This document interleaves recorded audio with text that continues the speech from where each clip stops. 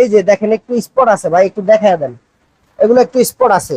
আচ্ছা, এই স্পটের কারণে আমি একটু দামটা একটু কমায় দিব, একটু স্পট আছে। তবে যারা একটা কম বাজারের একটা ফ্রিজ চান, দেখেন আপনি যে ফ্রিজগুলো দেখাচ্ছেন না বড় বড়, এগুলো সব রেস্টুরেন্টে লাভবান হবে। আর রেস্টুরেন্ট নেক, বাসায় নেক, হোটেলে- যাদের কম বাজেট তারা বাসায় নেক, সমস্যা নেই, চালাইতে পারবো ভাই। এরকম না যে চালাইতে পারবো না, একটা দোকানদার কখনো চাইবো না যে আপনার একটা খারাপ মাল দিতে, হয়ে যেতে পারে বা ইলেকট্রিক জিনিস ডিস্টার্ব হইতে পারে, মানুষই তো খারাপ স্টক করে মারা যায়।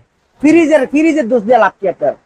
এটা নিতে পারবেন আজকে একবারে নক প্রাইস 14,000 টাকা, 14,000। মাত্র 14,000 টাকা। এটা একটা 5 সেফটি ফ্রিজও পাইবেন না ভাইয়া। একটা ইলেকট্রা ব্র্যান্ডের একটা ইলেকট্রা ফ্রিজ আছে, ফুল ডিপ খারাডিপ, গ্লাস ডোরের একটা ইলেকট্রা ফ্রিজ। দেখেন ডয়ার কতগুলা, দেখেন ছোট ডিপ, কিন্তু ডয়ার কতগুলা দেখেন ছোটর মধ্যে। ছটা ড্রাইভ, হ্যাঁ, এটা আজকে থাকবে, আজকের প্রাইস থাকবে অনলি 12,000, একবার 12,000 টাকা ভাই, 12,000। 12,000।